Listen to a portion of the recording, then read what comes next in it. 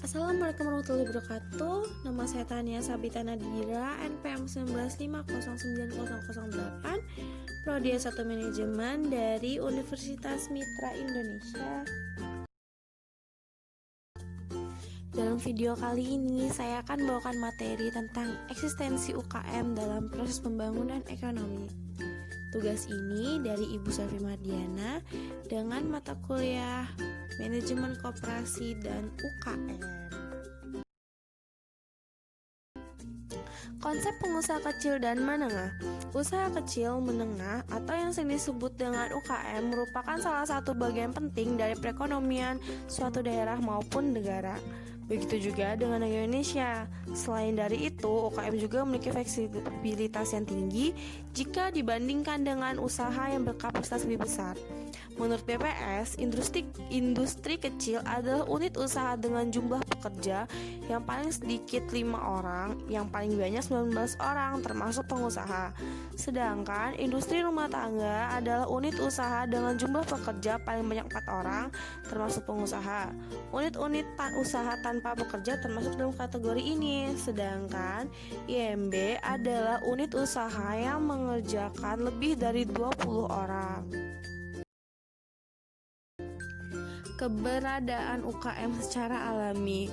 Usaha kecil di Indonesia didominasi oleh unit-unit usaha tradisional yang di satu sisi dapat dibangun dan beroperasi hanya dengan modal kerja dan modal investasi kecil dan tanpa perlu menerapkan sistem organisasi dan manajemen modern yang kompleks dan mahal seperti di usaha-usaha modern. Dan di sisi lain, berbeda dengan usaha menengah, usaha kecil pada umumnya membangun barang-barang konsumsi sederhana untuk kebutuhan kelompok masyarakat yang berpenghasilan sederhana. Kinerja UKM di Indonesia. UKM di negara berkembang seperti Indonesia sering dikaitkan dengan masalah-masalah ekonomi dan sosial dalam negeri seperti tingginya kemiskinan, besarnya jumlah pengangguran, ketimpangan distribusi pendapatan, proses pembangunan yang tidak merata antara daerah, perkotaan, dan pedesaan, serta masalah urbanisasi. Perkembangan UKM diharapkan dapat memberikan kontribusi positif yang signifikan terhadap upaya penanggulangan masalah-masalah tersebut. Karakteristik di Indonesia berdasarkan penelitian yang dilakukan oleh AK3, The Center for Micro and Small Enterprise Dynamics, dan The Center for Economic and Social Study pada tahun 2000 adalah mempunyai daya tahan untuk hidup dan mempunyai kemampuan untuk meningkatkan kinerjanya selama krisis ekonomi.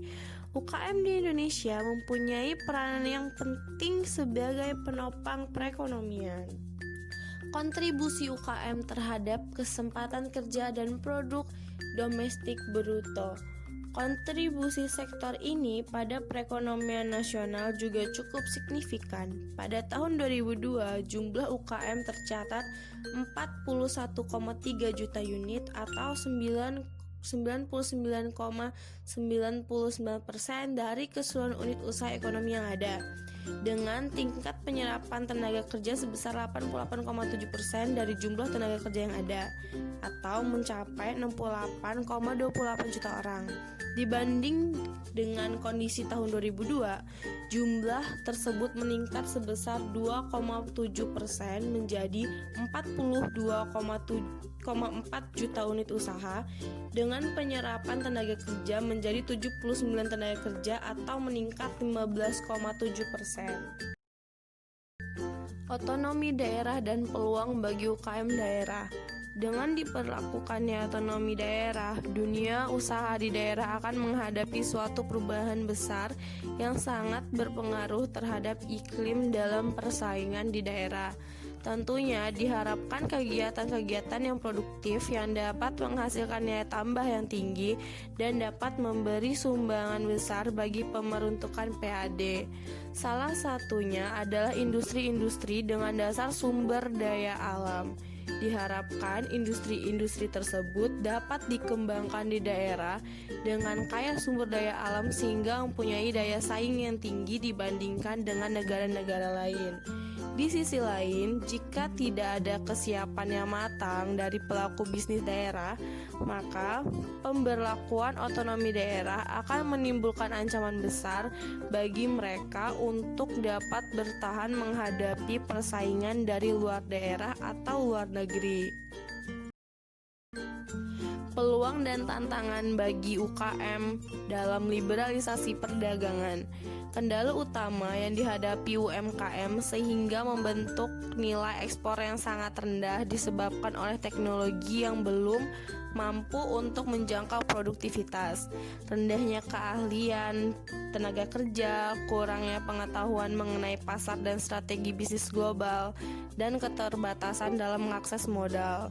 Hal ini untuk sementara bisa diatasi dengan menjadikan pelaku UMKM supplier bagi perusahaan besar dan perusahaan asing dalam negeri yang memiliki jaringan internasional, sehingga mereka terlatih dalam membentuk sebuah jaringan.